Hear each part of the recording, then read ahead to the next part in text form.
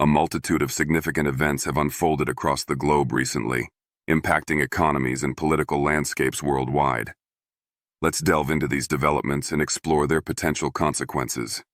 We'll provide a detailed analysis, but the full conclusions will be presented at the end of the video. Before we begin, if you find value in our content and appreciate our deep dives into complex global issues, please consider subscribing to our channel and hitting the like button. Your support is incredibly important for the channel's growth and helps us continue bringing you timely and insightful analysis. Also, let us know in the comments where you're tuning in from. We love hearing from our global audience.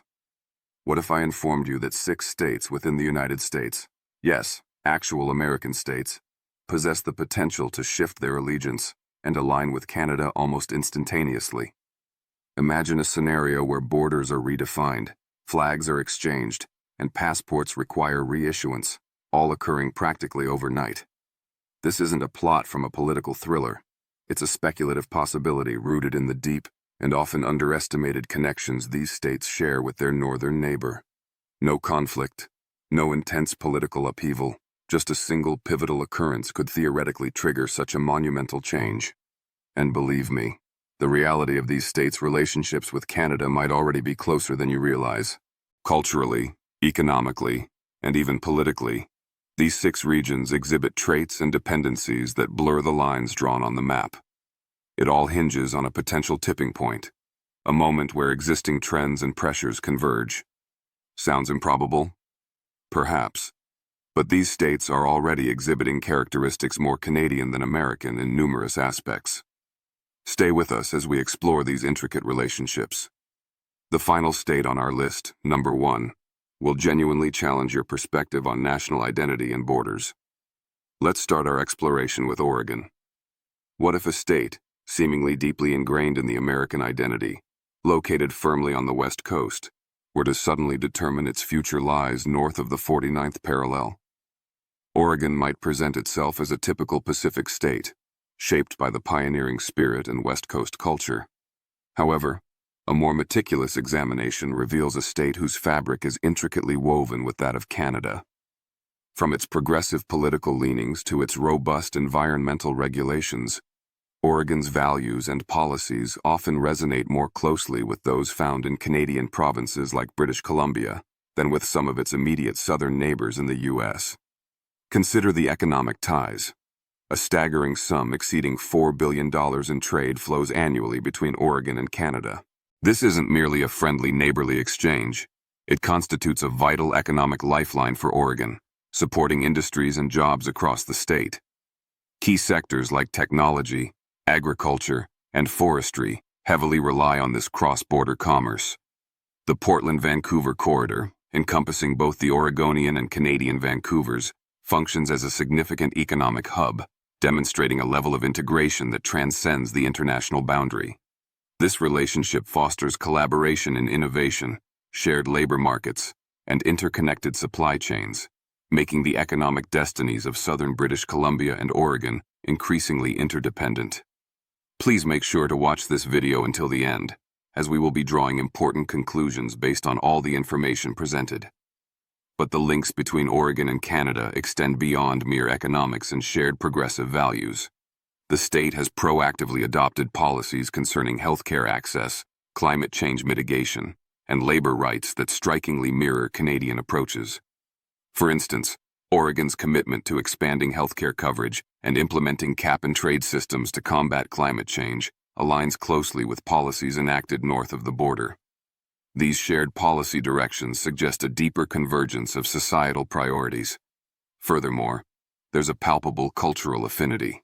The Pacific Northwest identity, with its emphasis on outdoor recreation, environmental consciousness, and a certain laid-back lifestyle, transcends the border. Residents in Portland might find they share more common ground in terms of cultural sensibilities and recreational pursuits with those in Vancouver, BC, than with people in, say, Texas or Florida. This cultural resonance is further strengthened by tourism and cross-border family ties. Intriguingly, discussions about altering Oregon's political geography have surfaced. While the much-publicized Greater Idaho movement seeks to incorporate conservative eastern Oregon counties into Idaho, reflecting a different political desire. There have also been, albeit less mainstream, conversations among some Oregonians about the potential benefits of leaving the U.S. altogether, not to merge with Idaho, but to explore an affiliation with Canada. This stems from a feeling among some that the federal government's direction, particularly on environmental and social issues, increasingly clashes with Oregon's core values. If the U.S. federal government continues to enact policies perceived as antithetical to Oregonian principles, especially concerning environmental protection, social justice, and health care, the notion of looking northward might gain more traction. Don't be entirely astonished if this West Coast state begins to more seriously contemplate a future aligned with its Canadian neighbor, should political and cultural divergences within the U.S. deepen significantly. The combination of strong economic interdependence, shared progressive policies, and cultural similarities creates a foundation upon which such a seemingly radical idea could, under specific circumstances, become a more plausible consideration. And if you find the Oregon scenario thought-provoking, just wait. The next state on our list has an economic reliance on Canada so profound that its very survival could be questioned without that connection. What if the economic realities forced a decision to sever ties with the U.S. and fully embrace its northern counterpart? Now, let's shift our focus to the far north, Alaska. Picture this. You're residing in Alaska, the last frontier, a vast expanse geographically detached from the contiguous United States. Surrounded by rugged wilderness and unique challenges, you might suddenly have a realization. Geographically and economically, you are significantly closer and more connected to Canada than to the majority of the lower 48 states. Alaska's separation from the mainland U.S. isn't just geographical. It fosters a distinct identity and set of priorities. Its profound connections with Canada permeate numerous aspects of life, extending far beyond simply sharing a long northern border. The Alaskan economy is heavily interwoven with Canada's. Consider the crucial sectors: oil and gas, seafood, natural resources, and tourism. In all these areas, Canada plays an indispensable role as a partner, investor, and market. Think about the energy sector. Pipelines cross the border, and Canadian companies have substantial investments in Alaska's resource extraction industries. The seafood industry, a cornerstone of Alaska's economy, sees significant collaboration, with processing facilities and transportation routes often involving Canadian territory or companies. Natural resources extracted in Alaska frequently find their way to markets via Canadian infrastructure. Some of Alaska's most significant fishing operations, particularly those targeting salmon and halibut, depend heavily on access to or transit through Canadian waters, governed by complex bilateral agreements like the Pacific Salmon Treaty. Without the robust Canadian connection, the investment, the infrastructure, the shared resource management, and the market access, Alaska's economy would face severe, potentially crippling challenges. Its geographical isolation amplifies this dependence, making Canada not just a neighbor, but an essential economic pillar. The relationship isn't solely economic. It extends deep into military and defense cooperation. Given Alaska's strategic location bordering the Arctic and Russia, its defense is intrinsically linked with Canada's. The North American Aerospace Defense Command, NORAD, is a prime example of this integration. For decades, NORAD has combined U.S. and Canadian forces to monitor and defend North American airspace. This joint command structure means that military operations and defense strategies in the region are inherently binational. Alaska hosts significant military installations that work in close coordination with Canadian counterparts. In the event of a major geopolitical crisis or significant political instability within the U.S., the established military integration and shared strategic interests between Alaska and Canada could lead them to coordinate responses long before involving distant Washington, D.C. This pre-existing defense framework underscores the unique position Alaska occupies, balancing its American identity with its practical and strategic reliance on Canada. The harsh realities of Arctic sovereignty and security further necessitate this close collaboration, making the defense ties between Alaska and Canada particularly strong and enduring. Adding another layer of complexity is Alaska's unique history. It wasn't always American soil. Before the Alaska Purchase in 1867, the territory belonged to the Russian Empire. While it has remained staunchly American since that transaction, its pre-US history and subsequent development have been heavily influenced by its proximity to Canada. The Klondike Gold Rush, for instance, saw prospectors and infrastructure development crossing back and forth across the border, further intertwining the regions. This historical context, combined with its geographical separation and deep economic and cultural ties to Canada, could make Alaska seriously reconsider its future alignment under certain extreme circumstances. If the U.S. were ever to experience profound political upheaval or a catastrophic economic collapse, the practicalities of governance, trade, and security might lead Alaskans to perceive their interests as more closely aligned with Ottawa than with Washington, D.C. The sheer distance and distinct regional challenges could make the idea of shifting allegiance towards its stable, geographically contiguous northern neighbor a more appealing option than remaining tied to a potentially fractured or distant U.S. mainland. While purely speculative, the unique combination of geography, economy, defense integration, and history makes Alaska a fascinating case. And believe me, if you thought that scenario was surprising, brace yourself for the next state. Its connection to Canada is so ingrained that if it suddenly became Canadian, many might not even notice the difference. Let's travel east to Vermont. This state, nestled in New England, boasts a rich and fiercely independent history that sets it apart. In fact, before it officially joined the United States in 1791, Vermont existed for 14 years as an independent entity, the Vermont Republic. This historical precedent of self-governance speaks volumes about the state's unique character. Fast forward to the present day, and you'll discover that Vermont's progressive policies, distinct culture, and close proximity to Quebec make it feel, in many ways, more akin to Canada than to large parts of the U.S. Its political landscape often mirrors Canadian sensibilities, prioritizing community well-being, environmental protection, and social programs.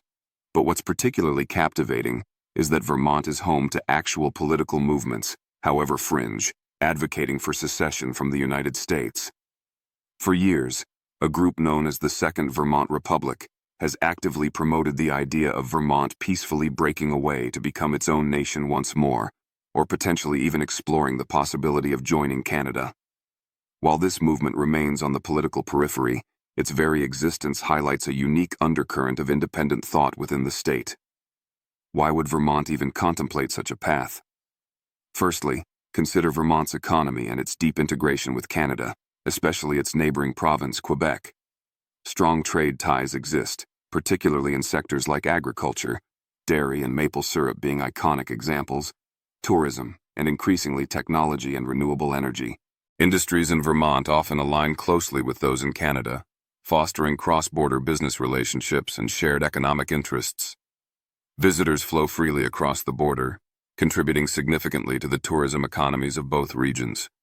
The state's economic interests are undeniably linked to Canada, making the idea of strengthening ties with its northern neighbors seem like a practical, logical step for some.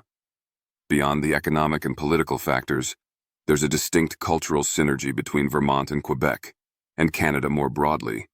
There's a shared appreciation for small-town life, natural beauty, outdoor recreation, skiing being a major shared passion, and a strong sense of community. Vermont's love for maple syrup is legendary, a passion deeply shared with Quebec.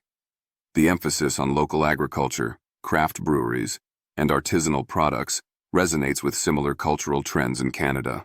The political culture, characterized by town hall meetings and a focus on grassroots democracy, also finds parallels north of the border.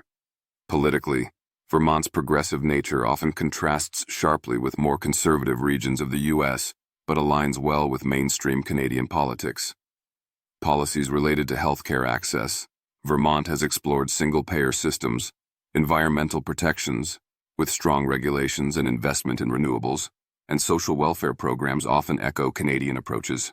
Vermont residents are accustomed to embracing social policies that closely mirror those found in Canadian provinces.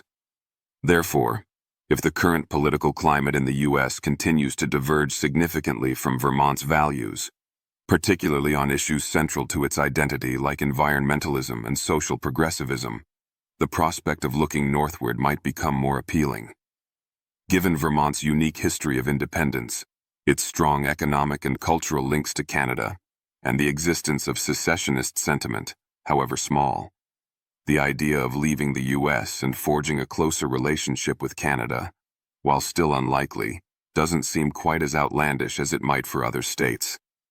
And just when you thought the connections couldn't get more intricate, consider a state whose very economic existence could potentially collapse without its Canadian lifeline. Next, we examine Michigan. This Great Lakes state might seem quintessentially American, the heartland of the U.S. auto industry. Yet, the notion of Michigan potentially aligning more closely with Canada, perhaps even becoming Canadian under extraordinary circumstances, is more plausible than one might initially assume, due to an overwhelming economic interdependence.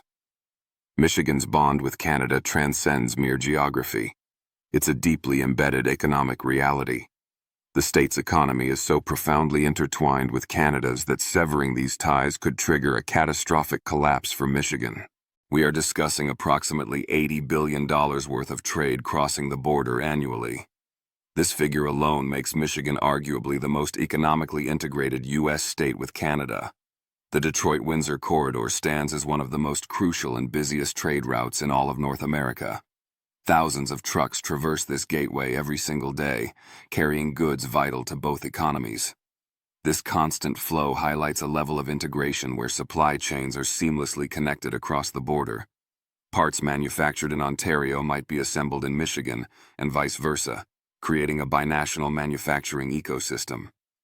Disrupting this flow would have immediate and devastating consequences for businesses and workers on both sides, but particularly for Michigan's manufacturing-heavy economy. But the connection extends beyond just the sheer volume of trade. It involves critical infrastructure. Michigan relies significantly on shared infrastructure with Canada, including essential bridges, tunnels, and even interconnected power grids. Consider the Ambassador Bridge, linking Detroit and Windsor. Astonishingly, this vital piece of infrastructure, responsible for a massive portion of U.S.-Canada trade, is privately owned by a Canadian billionaire. This fact alone underscores the unique and sometimes complex nature of the cross-border relationship. Furthermore, Michigan depends on Canadian electricity imports to supplement its power needs, especially during peak demand periods. This reliance on Canadian energy sources further cements the infrastructural interdependence. Michigan's automotive industry, the historical backbone of its economy, is inextricably linked with Canada's, particularly Ontario's. Major automakers operate plants on both sides of the border, with parts and vehicles constantly moving between them. The health of Michigan's auto sector is directly tied to the smooth functioning of this integrated North American automotive production system, heavily involving Canadian partners and suppliers. Historically, Michigan even briefly considered joining Canada. Back in the 1800s, following the Toledo War, a border dispute with Ohio, there were serious, documented discussions about the possibility of Michigan merging with Canada rather than remaining part of the U.S. While this ultimately didn't materialize, the fact that it was even considered speaks to the long-standing connections and occasional tensions within the Union. Although that historical sentiment has largely faded, the underlying economic and infrastructural realities persist. If Michigan ever perceived that its fundamental economic interests were drastically diverging from the rest of the U.S., but remained strongly aligned with Canada, the deep-seated dependence might make looking northward a pragmatic, albeit drastic, consideration. The sheer scale of economic integration means that a major disruption in U.S.-Canada relations could disproportionately impact Michigan, potentially forcing it to reevaluate its position. And if that level of dependence isn't compelling enough, there's still one more state whose bond with Canada is even stronger, potentially blurring the lines of national identity itself. Let's turn our attention to Minnesota. At first glance, Minnesota might seem like a solid Midwestern state, firmly rooted in American culture. You might not immediately link it with any potential Canadian future. However, upon closer inspection, The connections between Minnesota and its northern neighbor, particularly the province of Manitoba, are numerous and deeply ingrained, spanning geography, economy, and culture. Firstly, the geography is undeniable. Minnesota shares a lengthy border with Canada, stretching nearly 550 miles. This shared boundary isn't just a line on a map. It facilitates constant cross-border interaction, trade, and travel, especially between Minnesota and Manitoba. But the relationship extends far beyond mere proximity. Economically, Minnesota and Canada are significant partners. In 2023 alone, Minnesota exported goods worth over $7 billion to Canada, making Canada one of the state's most vital international economic allies. Key industries in Minnesota, such as agriculture, manufacturing, medical technology, and mining, have substantial trade links with Canadian companies and markets. This economic interdependence creates shared interests and fosters collaboration. The flow of goods, services, and investment across the border is critical for Minnesota's economic health. Any major disruption to this trade relationship would have significant repercussions for the state's businesses and workforce, highlighting the importance of the Canadian connection. It isn't just about business transactions, though. There's a strong cultural affinity between Minnesota and Canada, particularly Manitoba. Think about the shared characteristics. Friendly, down-to-earth people often stereotyped for their politeness, a profound love for the outdoors including fishing, hunting, and cabin life, and perhaps most notably, the experience of enduring long, harsh winters. This shared experience shapes lifestyles and fosters a certain cultural similarity that makes the region feel almost indistinguishable from parts of Canada at times. The accents in northern Minnesota are often cited as sounding remarkably similar to Canadian accents, sometimes leading to Minnesotans being mistaken for Canadians when traveling elsewhere. This cultural overlap is reinforced by family ties, with many Minnesotans having relatives in Canada, and by shared recreational activities along the border, like visits to the Boundary Waters Canoe Area Wilderness, which straddles the international line. Historically, Minnesota's path wasn't always straightforwardly American either.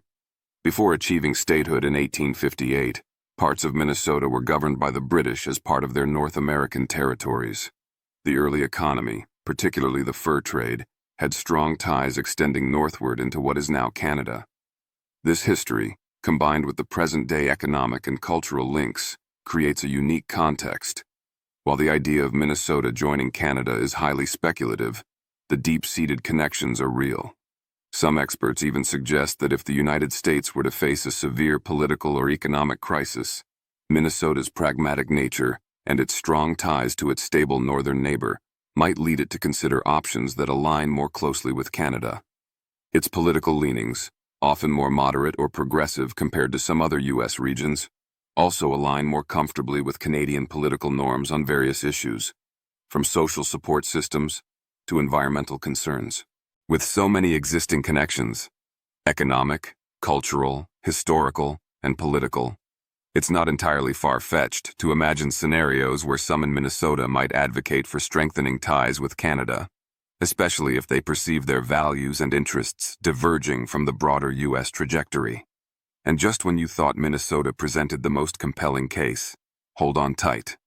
The final state on our list has perhaps the deepest, most multifaceted connection to Canada, challenging the very definition of a border. Finally, we arrive at number 1, Washington. This state, known for its stunning natural beauty, aerospace industry, and tech hubs like Seattle, might seem firmly anchored within the United States. You might associate it with coffee culture and Pacific Northwest innovation. However, beneath the surface, Washington State harbors an incredibly deep and complex relationship with Canada, particularly British Columbia, that makes the idea of a potential shift northward closer than you might ever imagine. Washington's connection with Canada is arguably the most profound among all the states we've discussed, woven through its economy, politics, culture, and even its infrastructure. Economically, the ties are immense. In 2023, Washington's trade in goods with Canada surpassed $20 billion. This staggering figure underscores Canada's role as an absolutely essential economic partner. Key sectors like technology, aerospace, with Boeing's significant presence, agriculture, and forestry are deeply integrated with Canadian counterparts. The Cascadia Innovation Corridor Initiative actively seeks to further strengthen these ties, envisioning the Seattle-Vancouver region as a single, unified economic powerhouse. This level of economic interdependence means Washington's prosperity is directly linked to its relationship with Canada. But it goes far beyond just trade figures. Washington relies heavily on Canada for energy. Massive amounts of hydroelectric power flow south from British Columbia, supplying a significant portion of the state's electricity needs. This energy dependence creates a vital infrastructural link that transcends the border. Culturally and politically, the alignment is striking. Washington's progressive political stance on issues like environmental protection, health care, and social services often mirrors Canadian policies much more closely than those of many other U.S. states. Initiatives on climate action, carbon pricing, and investments in renewable energy find common ground across the border. Culturally, the Pacific Northwest identity seamlessly blends across the Washington-British Columbia border. From Vancouver down to Seattle and Portland, people share similar lifestyles, a deep appreciation for outdoor recreation, hiking, skiing, kayaking, a thriving arts and food scene, and yes, a shared passion for quality coffee. Many residents have family, friends, or professional connections on the other side of the border, leading to frequent travel and a sense of shared community. People move back and forth across this border constantly for work, leisure, and family, with many British Columbians working in Washington while maintaining their homes in Canada, further blurring the lines. What truly elevates Washington's case is the active political discourse and initiatives aimed at deeper integration. Politicians in Washington have openly floated ideas for enhanced economic cooperation, and even explored proposals for high-speed rail connecting Seattle and Vancouver in under 2 hours. While ambitious, these proposals signal a clear intent to integrate more closely with Canada, not distance itself. If the United States were to face a significant political or economic crisis, the existing deep integration and shared values between Washington and British Columbia could make a northward shift seem like a logical, perhaps even necessary step for Washington to maintain stability and prosperity. Given the state's economic reliance, energy dependence, political alignment, cultural similarities, and the active pursuit of closer ties, Washington presents the most compelling, albeit still speculative, case for a future potentially intertwined with Canada. The foundations for such a shift are arguably already in place, more so than in any other U.S. state. So, there you have it. 6 U.S. states with connections to Canada so deep that the idea of them shifting allegiance, while highly speculative, isn't entirely beyond the realm of possibility under certain future scenarios. Could Oregon, Alaska, Vermont, Michigan, Minnesota, or Washington realistically break away and join Canada? As stated at the beginning, drawing definitive conclusions is complex. Currently, the legal, political, and practical hurdles for any U.S. state to secede and join another country are immense, likely insurmountable under present conditions. The U.S. Constitution offers no clear mechanism for secession, and any such attempt would undoubtedly face enormous legal challenges and likely strong opposition from the federal government and other states. Furthermore, while cultural and economic ties are strong, distinct national identities and loyalties remain powerful forces. Public opinion in these states overwhelmingly favors remaining within the United States. However, the analysis highlights undeniable trends: growing economic interdependence, increasing political and cultural alignment between these specific states and Canada, and sometimes a perceived divergence from the political or cultural direction of the broader United States. These factors suggest that the relationship between these northern border states and Canada is unique and dynamic.